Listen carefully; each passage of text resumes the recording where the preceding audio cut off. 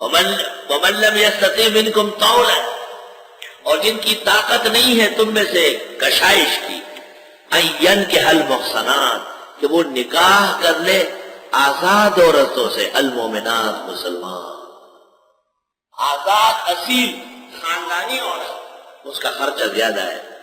فَمِمَّا مَلَكَتْ أَيْمَانُكُمْ، بس وہ جو تمہاری کنیزیں ہیں، من فتياتكم، تمہاری لڑکیوں میں سے، المومنات مسلمان، حرہ نہ صحیح اما صحیح، واللہ اعلم بایمانکم، اللہ تمہارا ایمان جانتے ہیں، کبھی حرہ با ایمان ہوگی اور اما ایماندار ہوگی، بعضکم من بعض، بعض تمہارے بعض میں سے ہیں، فانکحوہن، لیکن کنیزوں کے ساتھ نکاح کر لو، بإذن اہلہن، ان کے رشتہ داروں کی اجازت سے، وآتوہن اجورہن، دے دو ان کا مہر بھی، بالمعروف، دستور کے مطابق، محصنات، عفیفیں ہو۔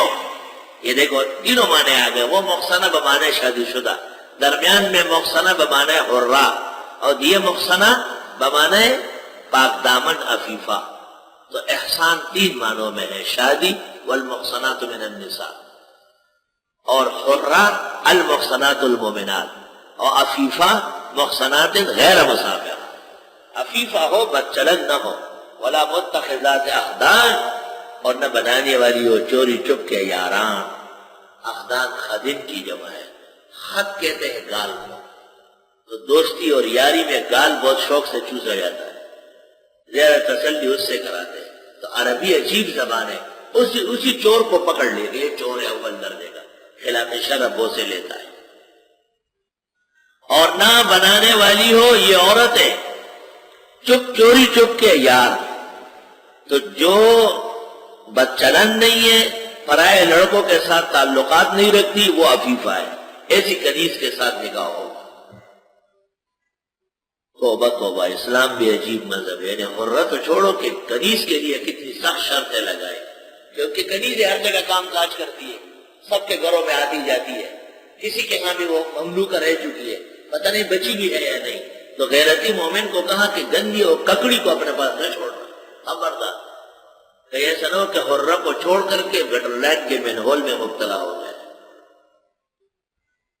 فَإِذَا أُحْصِنَّ، جبکہ یہ شادی شدہ ہے، اللہ اکبر، یا کنیز ہے لیکن شادی ہو گئی ہے، فَإِنْ أَتَيْنَ بِفَاحِشَةٍ، اب اگر یہ کر گزرے بے حیائی، فَعَلَيْهِنَّ، ان کو سزا ملے گی، نصف آدھی ما علی المحصنات، وہ جو آزاد عورتوں کو ملتی ہے، من العذاب، سزا میں سے، جو ان کی کنیز کی نعمت آدھی ہے تو اس کی نقمت بھی آدھی ہے۔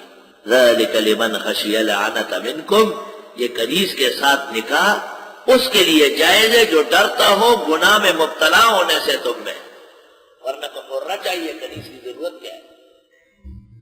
وَأَن تَصْبِرُوا، اور جم کے رہو، کبھی بھی بدچلن عورت کو نہ اختیار کرو، حرہ کے ہوتے ہوئے کنیز کی کیا ضرورت ہے، پاک دامن ملتی ہے تم، بے عفت کی کیا ضرورت ہے، خیر لکم، یہ بہتر ہے تمہارے لیے، واللہ غفور الرحیم، اور اللہ بخشنے والا رحم والا ہے۔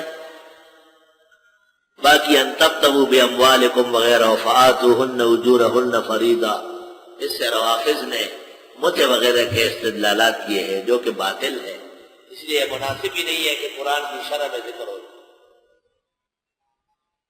یرید اللہ لیبین لکم، چاہتے ہیں اللہ کہ بیان کر لے تم کو، ویہدیکم سنن الذین من قبلکم، اور رہنمائی فرمائے تمہاری عادتوں کی، ان لوگوں کی جو تم سے پہلے تھے۔ اللہ کا کتنا بڑا احسان ہے، ایک تو اللہ بیان فرماتے ہیں۔ بیان کیا مطلب ہے؟ آپ کو کسی نے کہا مولوی صاحب بیان کر لو، بیان کا مطلب یہ کوئی ایسا مسئلہ جس میں پریشانی ہے وہ آسان ہوتا ہے، یہ بیان ہے کہ لیلا و مجنون کو قصہ سناؤ، لغوا و لغوئی کو نہ جنگورا جاؤ۔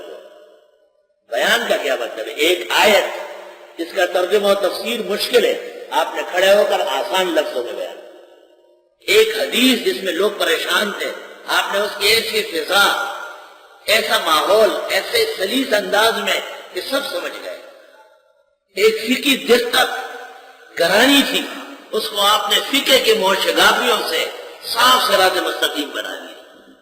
اللہ چاہتے کہ تمہیں بیان کر لے۔ اب تمہیں بیان کا مزہ ہے، تبلیغی بیان ہو رہا ہے، آسان آسان باتیں ان کی ہوتی ہے غریبوں کی۔ وَيَهْدِيَكُمْ، اور اس بیان سے ہدایت ملے گی جو سمجھ میں آئے۔ سنن الذین من قبلکم، سنن جمع سننا، عادتیں ان لوگوں کی جو تم سے پہلے تھے۔ لوگ کہتے ہیں ہمارے مشائخ نے کہا ہے، حضرت مولانا محمد انور شاہ سے ہم نے فرمایا ہے، کیوں؟ الذین من قبلکم، ہم سے پہلے کے لوگ، ان کے دلائل پیش کریں گے۔ وَيَتُوبَ عَلَيْكُمْ، اور اللہ تمہاری توبہ قبول کر لے۔ بیان کے دو فائدے ہوئے، ایک فائدہ ہدایت اور دوسرا قبولیت توبہ۔ بس ہر عالم، خطیب و امام ایسا بیان سیکھ لے کہ لوگوں کو ہدایت ملے اور لوگوں کو توبے کی توفیق ہو جائے، یہ آپ سب تفسیر اس کو ہے۔ واللہ علیم حکیم، چونکہ اس سے پہلے محرمات بیان ہوئی، یہ خبردار، ان کے قریب سے گزر گئی، سب حرام ہے۔ پھر نکاح کے آداب بتائے کہ مہر ضروری ہے، پھر فرمایا گواہان ضروری ہے، پھر فرمایا عفیف و پاک دامن ضروری ہے، پھر فرمایا حرہ کے ہوتے ہوئے امہ کی کوئی ضرورت نہیں، پھر فرمایا اگر گناہ میں مبتلا ہونا ہے تو امہ ٹھیک ہے، اجازت ہے، مگر قدر مشترک ہمیشہ کی شادی، چند دن کے لیے پانی نکالنے کے لیے بدچلت اور غیر عفیفہ کو اختیار کرنا، یہ خباثت نفسانی ہے، اس سے بچو۔